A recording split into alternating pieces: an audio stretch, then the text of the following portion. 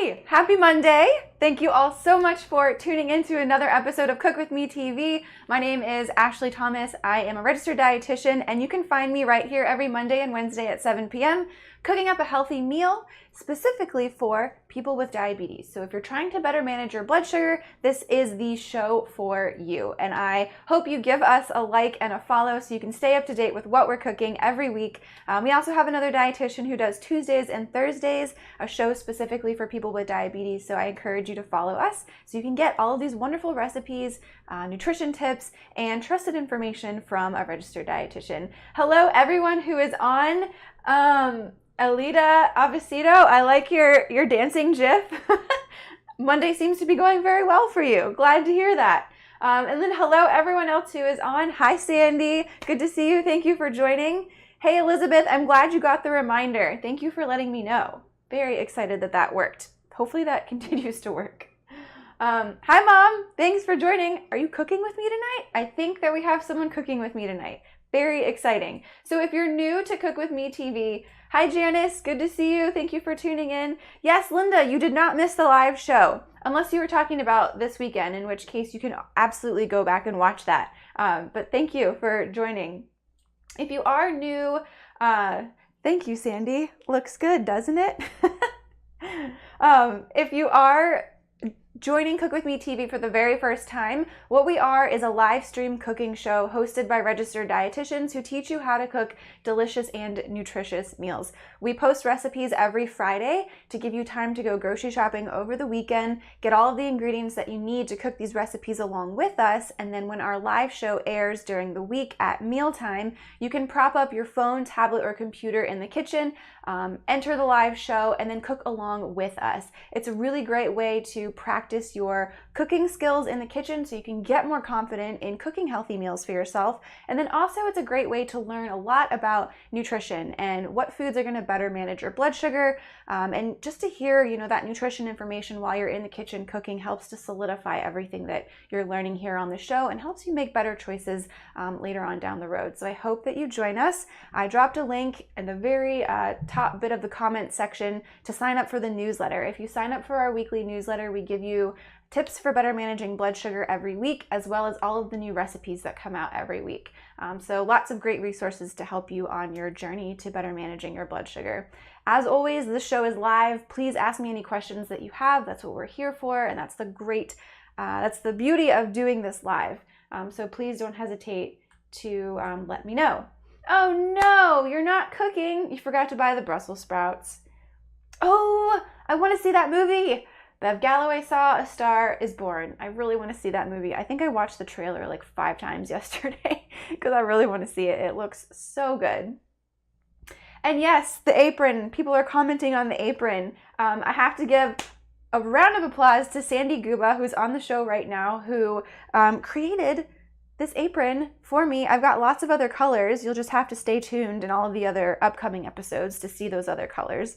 So very excited about the new swag. I hope you guys like it. Give me a thumbs up if you like it. She did an awesome job.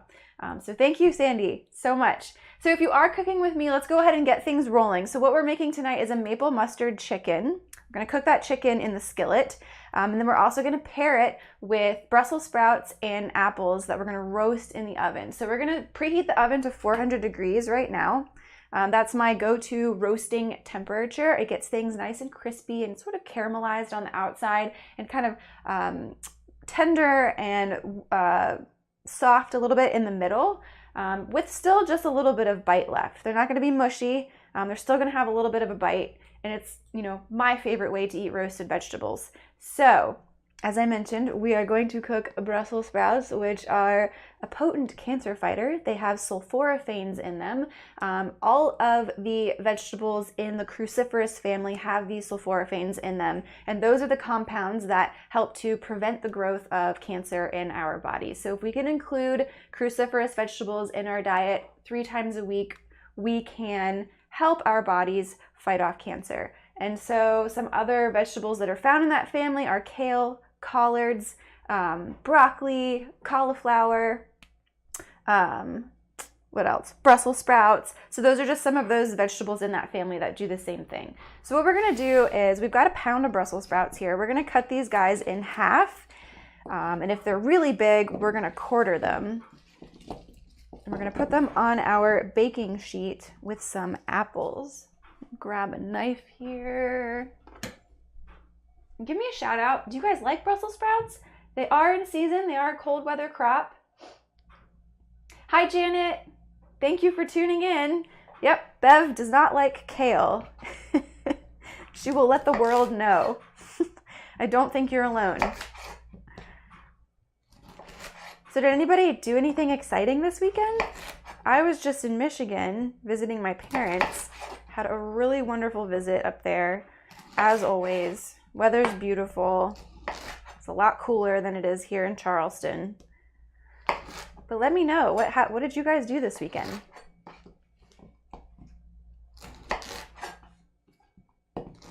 While I have these Brussels sprouts.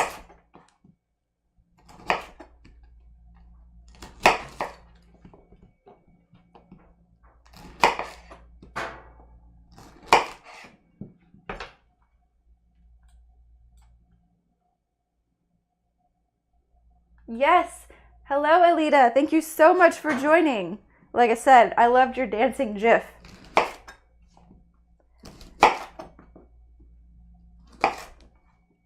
So we are going to chop up an apple along with these Brussels sprouts. We're really honing in on those fall flavors this week with lots of fall produce. Apples are in season right now. They are a fall fruit. And actually, when I was in Michigan, my dad has a ton of apple trees up there. And so I am going to cook with some wonderful, crisp, delicious Michigan apples tonight. Super excited.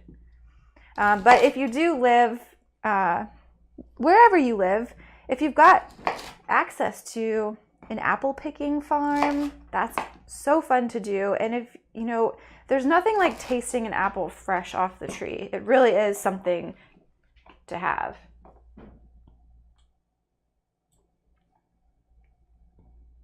Oh, Janet, that's a great suggestion to try baby kale. Yes, I don't know why I haven't thought of that. My mom has been complaining about kale for like a year now, and I haven't even suggested that. Yes, baby kale. It's a lot more tender. It's not as tough.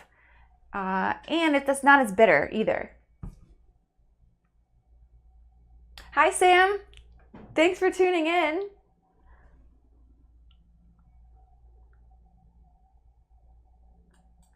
All right, so let's go ahead and we've got our Brussels sprouts. We're going to go ahead and do our apple. I'm using one large apple, or you could use two smaller apples. I believe, and Dad, correct me if I'm wrong, that this is a Liberty. So I'm just going to cut around the core. If you have an apple core, you could do that too, but whatever is easier. And so I just sliced off, you know, 1/2 here, and then I'm going to lay it down on its flat side so that it's not rolling around and I don't cut myself. And we'll just kind of estimate and cut around that core. And then we're just left with this guy, which you can gnaw around the edges if you want. And then we'll cut these into similar sizes as the Brussels sprouts. The apples are going to cook a little quicker than the Brussels sprouts. So if you cut the apples slightly bigger than the Brussels sprouts, it will help them not become as mushy, and the texture will be relatively the same with the Brussels and the apples. But you can see we have some nice colors in here. We're leaving the skins on these apples. There's lots of nutrition in the skins of apples, specifically anthocyanins, which are another type of antioxidant that helps to fight cancer in our body.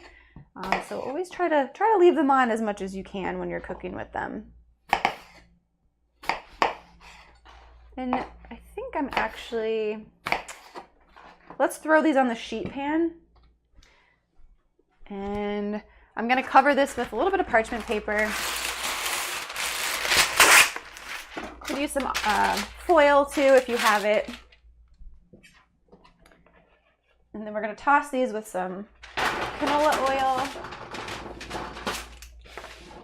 and some spices. We'll toss this all around. And you know what? I'm actually going to use another apple in here. That apple wasn't terribly large. I'm going to cut up one more apple.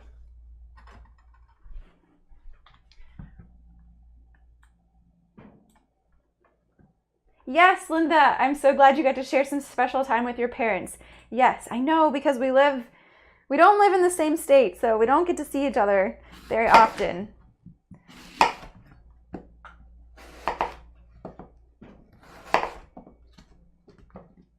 Hey, Tony! Tony just joined in. We are cooking up maple mustard chicken, which we haven't started yet. And then we've got some Brussels sprouts and apples that we're about to throw in the oven here. So we just chopped our Brussels sprouts in half, and we are chopping up one more apple to throw in there.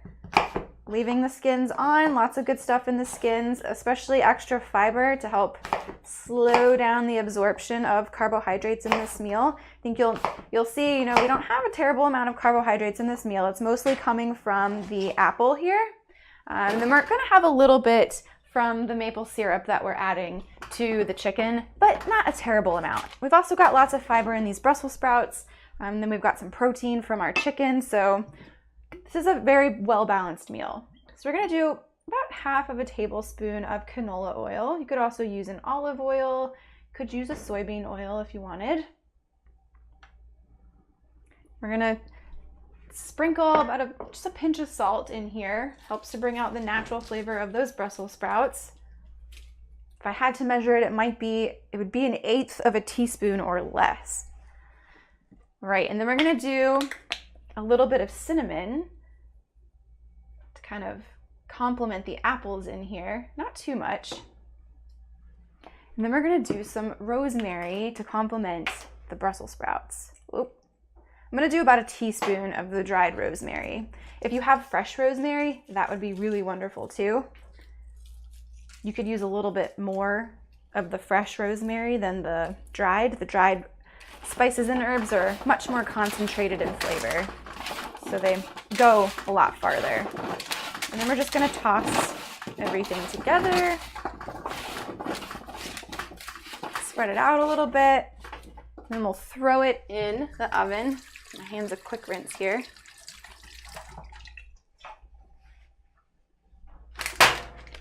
And again, the oven is at 400 degrees. We're gonna do this for about 20 minutes.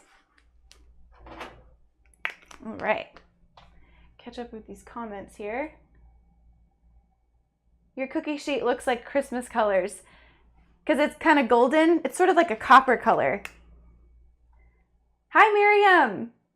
Glad to see you on. Hi, June. Thanks for joining. Wonderful. So many wonderful people on tonight. Thank you guys for being here. Makes it a lot more fun. As always, let me know if you have any questions along the way. Okay, so we just put our Brussels sprouts and apples into the oven, 400 degrees for about 20 minutes. Everyone's oven is a little bit different, so check it, at 15 minutes, see how it looks, maybe give it a turn. If things look like they're burning a little bit, then you probably don't need to put it in for the full 20 minutes, or maybe you need to put it in a little bit longer. So I always say just check it at the 15-minute mark. And that being said, I am going to set a timer real quick. Be right back.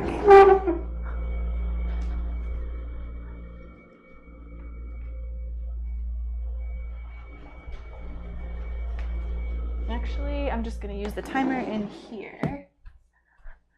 Set one on here real quick. Oh, Linda.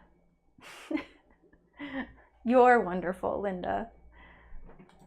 Oh, Bev, the red and green colors. Yes, Christmas. It's a great side dish for Thanksgiving and for Christmas dinner. A nice, balanced, nutritious way to get some vegetables and fruits in. Okay, so what we're gonna do now is the chicken. So we've got 2 chicken breasts here. On the recipe, I recommended to find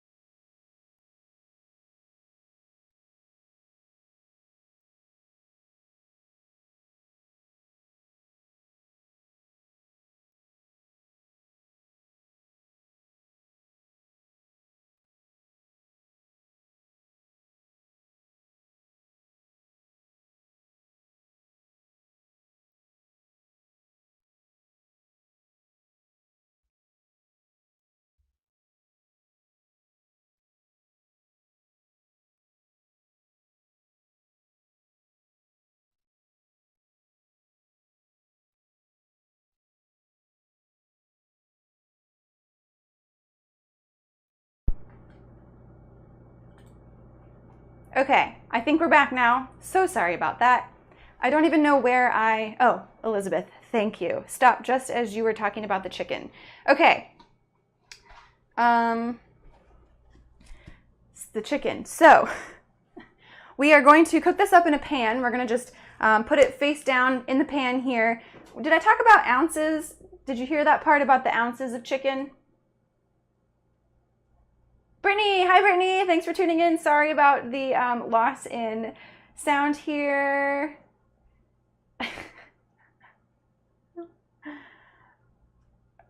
Okay. I'm just coming through. Okay, so what I was saying is that we're gonna put this chicken in a skillet face down first, and then we're gonna mix our maple Dijon sauce to put on top of it, and then we'll kind of baste it and flip it around in that nice sauce. But what I was saying, as I will continue to cook here, is that it's very hard to find just 4 ounces of a chicken breast, right? These are closer to half a pound. This is almost a full pound here with just these 2 chicken breasts.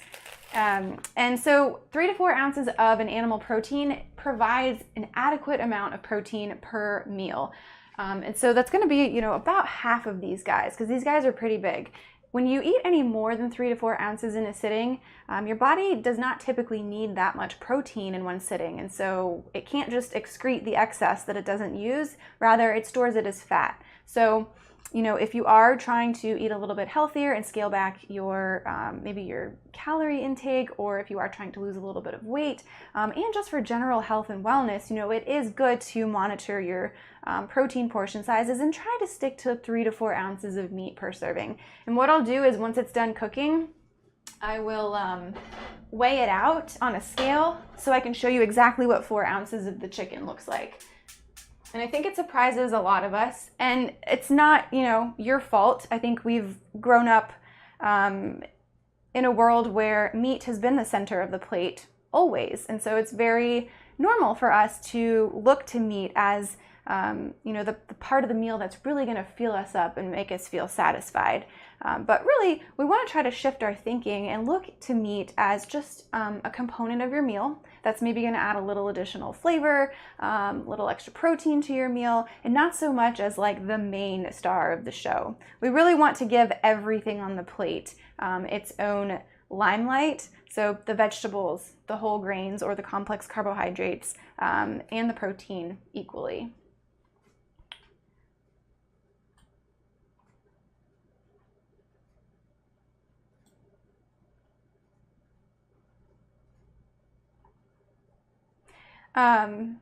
Yes, so Sandy is saying the palm of your hand. And yes, that is a really good way to just like eyeball measurement. So the palm of your hand, as well as the thickness of your hand, is going to be roughly 4 ounces of protein. So that's a good way to eyeball it, especially if you're at a restaurant and you don't have a scale, or even if you don't have a scale at home.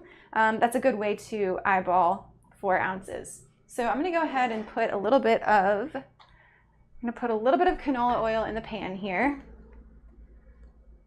About a teaspoon.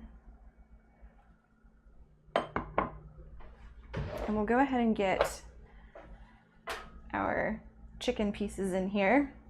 And what we're gonna do is just lightly season the tops of these with a little bit of salt and pepper on just this one side that we're gonna lay down.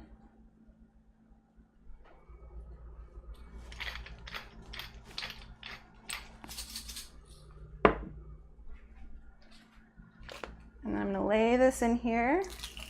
I'm gonna give my hands a quick rinse.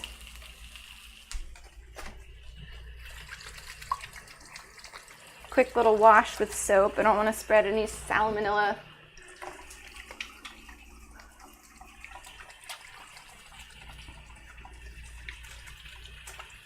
So for the sauce, it's gonna be a maple mustard, maple Dijon sauce, and it's a very simple 3-ingredient sauce. So we're gonna just got a little measuring glass here. We're gonna do 1/3 of a cup of Dijon mustard, We're gonna do about 1/4 cup of apple cider vinegar, and then we're gonna do about 3 tablespoons of maple syrup. A quick word on the maple syrup. I do recommend getting 100% pure maple syrup instead of doing like a pancake syrup, which is oftentimes confused with maple syrup. And that's because, you know, this is like the good stuff. This is like liquid gold. It's so delicious. But actually maple syrup has lots of vitamins and minerals in it. Well, minerals mostly. And then, you know, the pancake syrup is mostly just like high fructose corn syrup and a few other additives and fillers, and there's really no actual maple syrup in it. Yes, this stuff is more expensive, but that's because it's the good stuff, and actually tapping maple trees and getting maple syrup is a very lengthy, time-intensive, labor-intensive process. So that's why it's expensive, but if you don't use a lot of it, then, you know, it may be worth the price for you. So we're gonna go ahead and we'll do 1/3 cup of our Dijon. And I am using measuring utensils for this, just to make sure that our sauce is right. Yeah, I'm just gonna use my finger and get in here. Dijon has a nice kind of pungent, spicy flavor. It goes really, really well mixed with something sweeter like the maple syrup. And then we've got our apple cider vinegar, which kind of playing on the apple theme here in the dishes. We're gonna do 1/4 cup of the apple cider vinegar.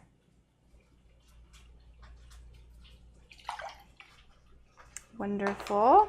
And then 3 tablespoons of the maple syrup. Hopefully I've got enough left in here. 1, 2, 3. All right. I'm gonna grab a whisk and whisk this all together.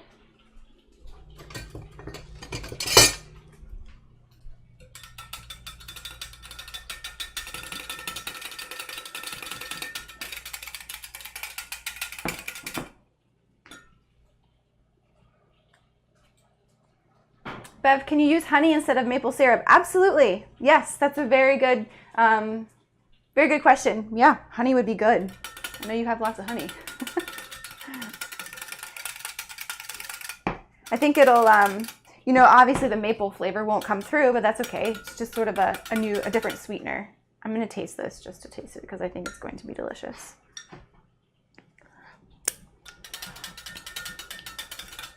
It's so good. Okay, I'm gonna grab some tongs here. I saw some conversation about it being cold wherever you are. Berry County. Supposed to freeze. Freeze tonight? Are you ready for that?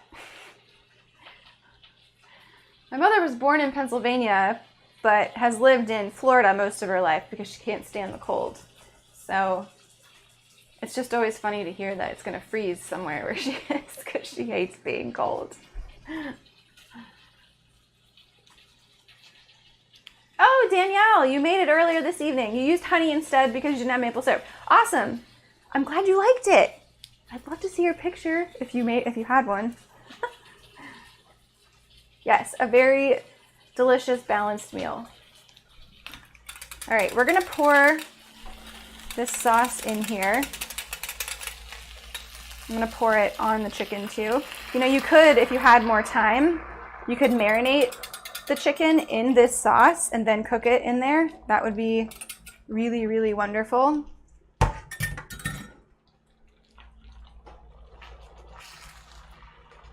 just gonna pick this chicken up so that sauce gets underneath. We're gonna let these babies cook. Check on. Oh yeah. Oh, those apples are browning up. Oh, they look so good. I'm gonna give them a quick little toss. Oh my gosh, it smells so wonderful. Those colors. I love fall produce. It's my favorite. What is your favorite season? Favorite season for eating? Let's hear it. Fall, summer, spring. Which one?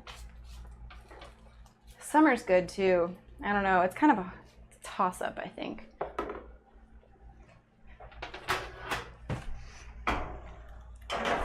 Whew. All right. I'm just going to leave those in for about another 5 minutes.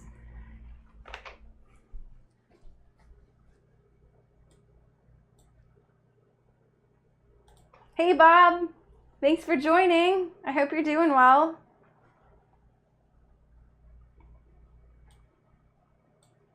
Ooh, Janice says spring.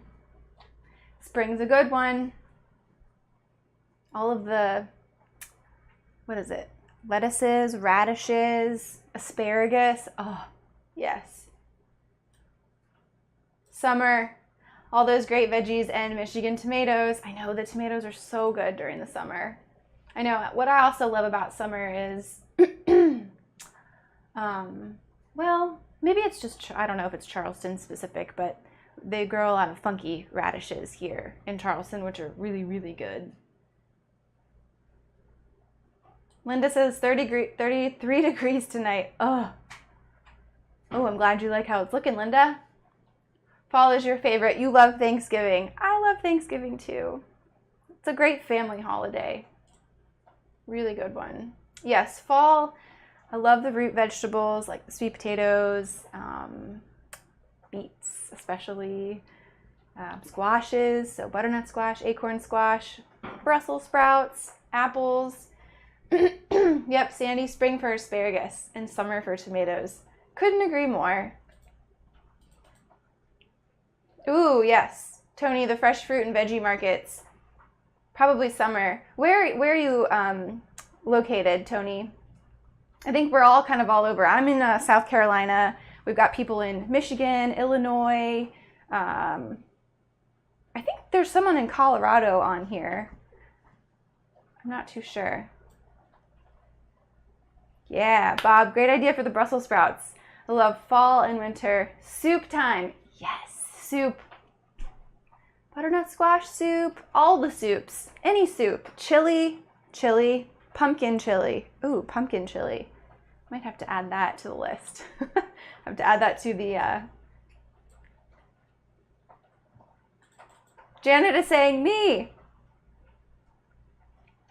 The root vegetables, they are good. And you know, the root vegetables are considered starchy vegetables, but there's absolutely a way for you to work them into your diet if you're trying to better manage your blood sugar. Your, let me see if I've got it on here. Yes, so your starchy, I'm sorry, it's really hot in here.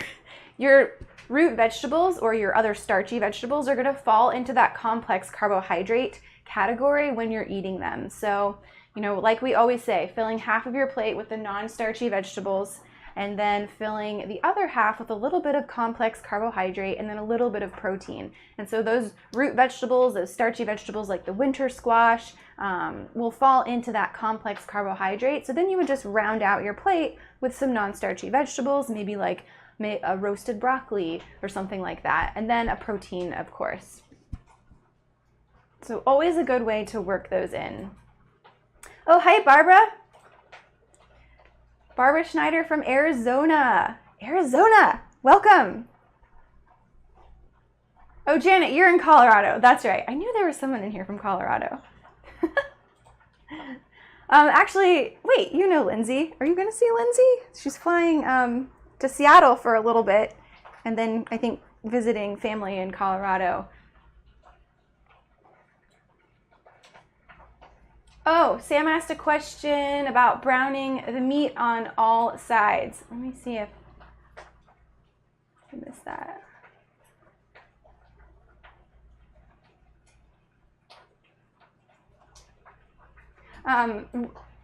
I did not brown the meat on all sides. I just put it down on the one side and then poured the sauce in.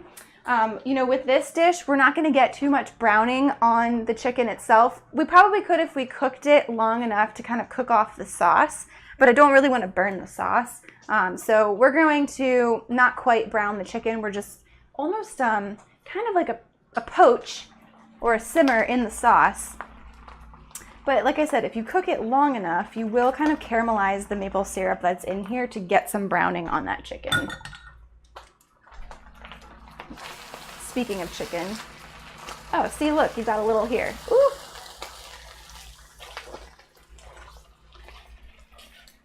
Just a little, not too much, but that's okay. It's gonna be nice. And I think this cast iron skillet really helps to brown things up too, more so than a non-stick pan. So if you're looking for that browning, try to do it in a cast iron skillet.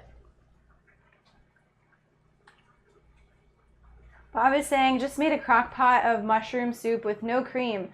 Ooh, portobello mushrooms. I love mushrooms so much. They might be my favorite vegetable. Well, I guess they're not really a vegetable. They're like a fungus, right? Such a wonderful, earthy, meaty flavor. I love them.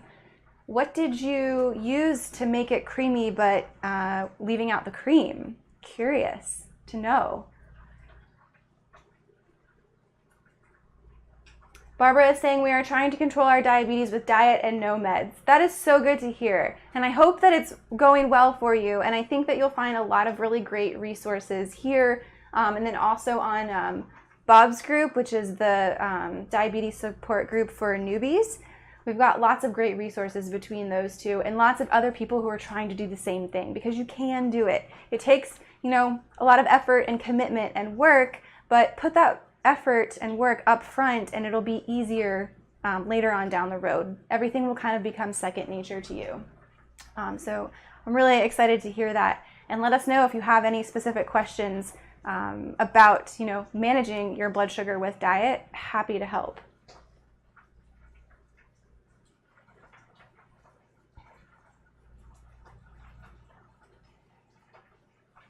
Yes, you're welcome, Sam, of course. Bob is saying carrot, celery, onions, and a little, arrowroot to thicken it. Awesome. Ooh, I'd love to try that. Yes, Bob's idea does sound good. Okay, I'm going to pull these Brussels sprouts and apples out and turn off this oven.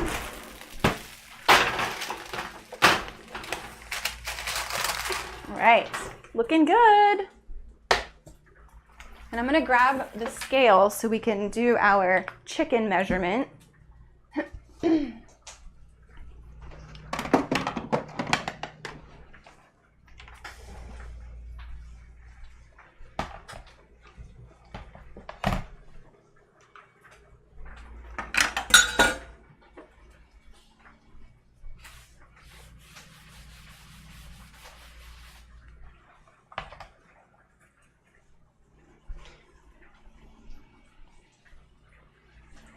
And so if you do have a meat thermometer, it's recommended to cook chicken to 165 degrees Fahrenheit. It's going to ensure that you have cooked out all of the potential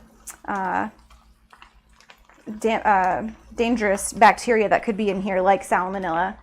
Or if you're like me and you don't have a thermometer, or your thermometer broke, just cut it in half and look to see if it's done. This is looking good.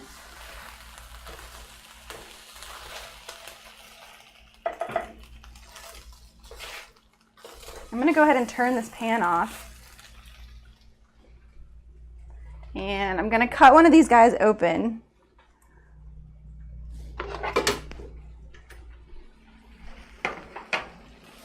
See if it's done. I think it's probably done. Yeah. Yep, that's done. Awesome. Okay, so let's measure this and let's see what 4 ounces looks like. So if you're just tuning in, we were talking about the massive portion sizes of chicken breasts at the grocery store these days, and how over-consuming protein can actually lead to weight gain. And if your protein that you're eating is not a lean source, so maybe it's like a fatty cut of steak or pork or a fatty cut of chicken, having extra saturated fat in your diet can increase your risk for developing heart disease, which means getting heart attacks or strokes. So it's always good to try to choose a lean cut of protein, and also not to overeat your protein. We mentioned that about 3 to 4 ounces of protein is going to give you roughly 30 grams, yeah, roughly 30 grams of protein, so like 3 to 4 ounces of chicken.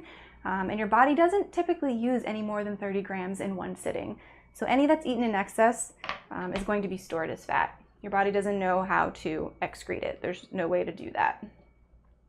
Okay, so I've got my scale here, and I just randomly cut this in half. So let's see what this ends up being. Do I have any guesses before I weigh this? Okay, cool. Thanks for sending the recipe.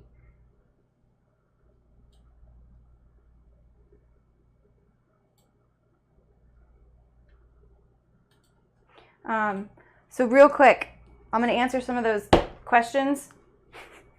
What do we think? How many ounces do we think this is? This was roughly half of that chicken breast. And while you guys are answering that, Tony, aren't root veggies higher in carbs than vine veggies? Example, carrots versus green peppers. So carrots versus green peppers, just as your example, carrots are going to have slightly more carbohydrates, but it's so minimal. It's like, 1 to 8 grams of carbohydrate difference. So carrots we don't really consider to be a starchy vegetable.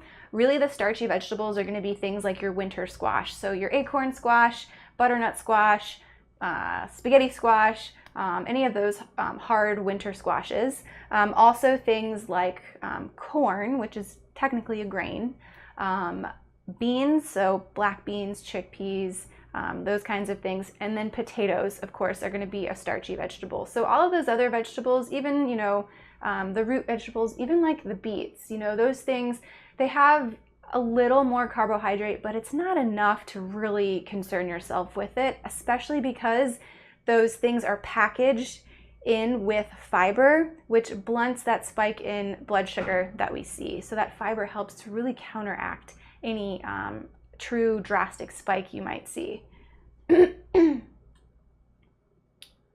So Bev is guessing 5 ounces. We've got 8 ounces. Sam is guessing 3 ounces.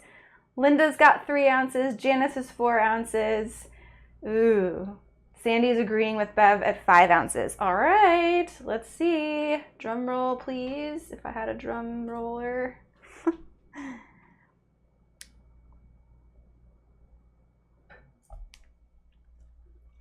And we've got 3.1 ounces. Hey, that was pretty good. That chicken's good.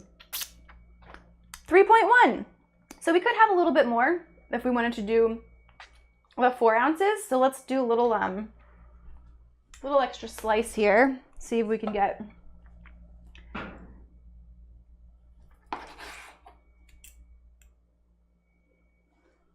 .7. I could do a little shaving, but that's roughly 4 ounces here. So like I said, 3 to 4 ounces. So it's going to be about that much, which, like we said, about the palm of your hand and the thickness. So this is a little thicker than my actual palm of my hand, but so that kind of like evens everything out. So does that look like not enough? Does it look like too much? Or is this about like what you guys would eat? Let me know. I think it's always surprising just to see that amount. And when you pair it with other things, like you round out your plate with some complex carbohydrate and then some non-starchy vegetables, it really bulks up the meal so it doesn't feel like you're missing out on protein. Barbara's asking, how many carbs do you recommend for each meal? Really good question. I get that one a lot. It really depends on you, a lot of things. Your age, your gender, your activity level, any other pre-existing medical conditions that you might have. But as a general rule of thumb, we say 30 to 45 grams of carbohydrate per meal. And if you are a very active person, or you are a man who is a little bit, who's a pretty big guy, not like that you're overweight, but that, you're tall, you likely require more calories to begin with. So you could probably have upwards of 60 grams of carbohydrate per meal. What's most important is, if you are actively measuring your blood sugar 1 and 2 hours after you're eating, that's going to be the best indicator for you to know how many grams of carbohydrate does really well for your body, because everybody is different. Everybody really does react differently to carbohydrate foods. For example, someone might be able to eat, a cup and a half of sweet potatoes with their meal and their blood sugar is fine, while the next person, having that 1.5 cups is way too much for them, and they would do better off with just half of a cup of sweet potato. So it really is dependent on the person, but 30 to 45 grams per meal is a good number to shoot for, to start out with, and kind of go from there to see what works best for you.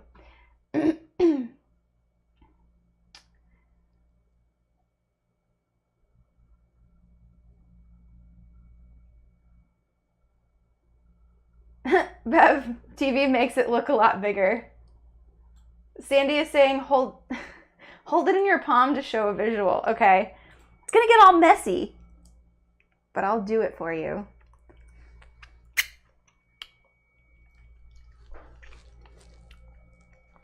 That's a good idea. So that's my palm, and that's the chicken. About my palm. Good number to shoot for. That was, it was messy, Sandy, but it was a really good visual. So thank you for recommending that. The sauce is so good. Maple mustard, apple cider vinegar. It's so good.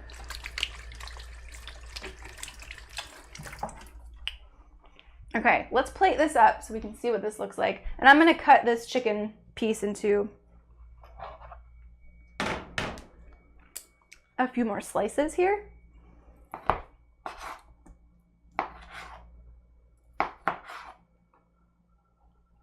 And we'll let me get a bowl here. Bev, would not be enough for your brother or your husband. I totally agree. Yes, my brother clocks in at 6'7". I don't know how much he weighs, but he's a fit guy. I think he would probably need a whole chicken breast, not half of one.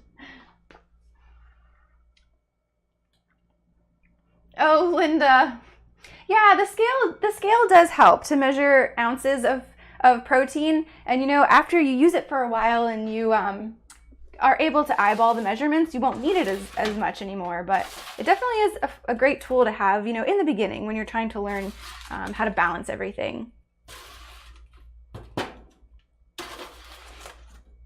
All right, so I'm doing about 1.5 cups, close to 2 cups of this mixture here, because again, we want to get enough fiber and complex carbohydrate from the apple to help fill in the gaps of this meal.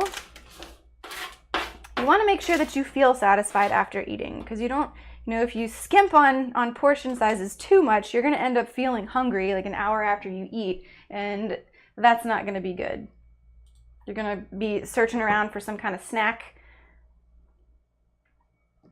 All right, and then we'll put this chicken on top here. Oh my gosh, it's so good. All right, here we have it. We have our chicken over our Brussels sprouts and our apples, a nice warm fall meal, wonderful flavors. I'm gonna give it a taste in just a second. Linda, your hubby would protest. Mine probably would too. Sandy, physical activity factors in.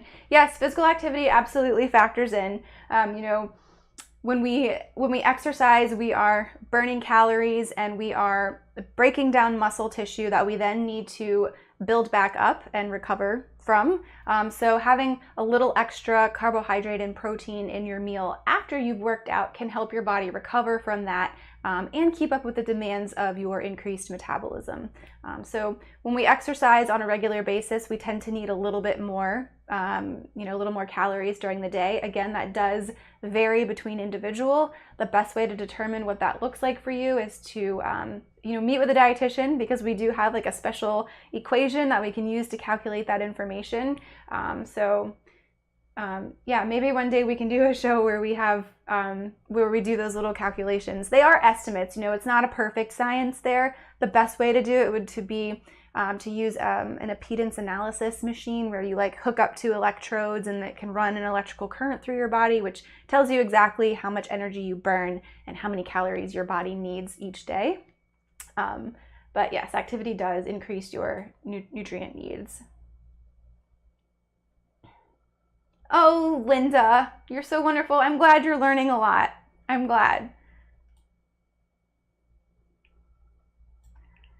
Tony, when I try to explain the difference between carbs and complex carbs, I explain the difference by calling them white and brown carbs. White carbs are bad, brown carbs are good. Yeah, so that works really well with like rice, pasta, and bread, right? The white carbs, like the white rice, the white bread, and the white pasta, not gonna be so good for your blood sugar. The brown rice, the brown pasta, and the brown bread is gonna be a little bit healthier for your blood sugar. More protein, more fiber, more B vitamins. Yes, love it.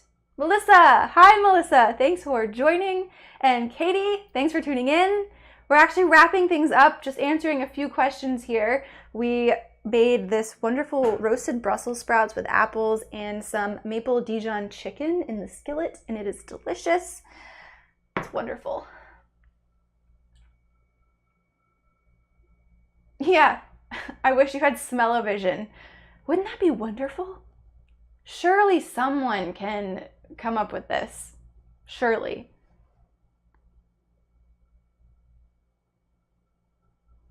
Finger licking good, it sure is. Oh, great, Sam. Thanks for saying that. Wonderful, I'm glad. I hope to see you back. Oh, thanks, Bob. So bubbly. I've had a lot of caffeine today, which might be the trick for tonight.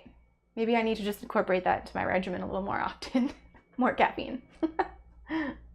Hey, Shelly. No worries. You know you can always watch this on replay. Final product, maple Dijon chicken, Brussels sprouts, and apples. Well, you can replay it. All right, I'm going to give these Brussels sprouts a try, and then... Ooh, the rosemary. Yeah, they're not mushy. And sometimes, Bob, I was talking to you about this. Sometimes when you roast Brussels sprouts or other cruciferous vegetables, they kind of get a really strong, like sulfur taste or kind of like bitter taste. These are actually not bitter. Maybe it's specific to the batch. I don't know. The rosemary is really wonderful on this. So the outside of these crisped up a little bit, and then the inside is just nice and tender. Still a little bit of a bite. So good. And then the apples with the cinnamon. Oh yeah.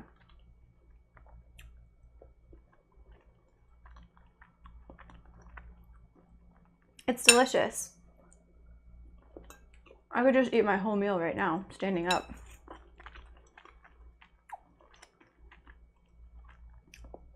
I have done that before. It's wonderful. A wonderful fall meal to enjoy. If you all make this, I'd love to see your pictures. Share them with us. I know Janet's made like 5 things and she shares her pictures with us. It's great. She's made butternut squash. She recently made Lindsay's, I can't remember which one it was. Her bistro box? I don't remember which one it was. And then the sweet potato tempeh burrito, which was really, really good. And yours looked amazing. You topped it with like guacamole and sour cream. It looked wonderful. So we love to see the pictures that you're making. It inspires other people on in our community to cook too. I think cooking is something that a lot of us, maybe we don't feel quite comfortable doing in the kitchen, but when people see the pictures that other members in the community are cooking, it inspires them to cook as well. So don't be shy, share your pictures. It doesn't have to be like a professional food photo by any means. Just snap it with your phone and post it on our Facebook page and we'll share it for everyone to see. Yes, Sam, I'll drop the link onto your comment about the recipe. So I'll link to the recipe for you so you can grab the ingredients. Absolutely. Oh, thanks, Bob. Yay, Sandy's texting pics tonight. Wonderful. The Greek Power Bowl was the one that Janet made. Yes, looked wonderful. All right, thank you all so much for tuning in. I'm going to enjoy this dinner with David right now. I hope y'all have a wonderful night. Lindsay is out this week, but we do have Jennifer if anybody is interested in prenatal nutrition. I don't know if anybody's pregnant here on the show, but if you have friends who are pregnant and are looking for pregnancy resources, Jennifer Schlub will be on tomorrow at 6 p.m. And then I'll be right back here on Wednesday at 7 p.m. So I hope to see you then. Have a wonderful night. Thanks, y'all.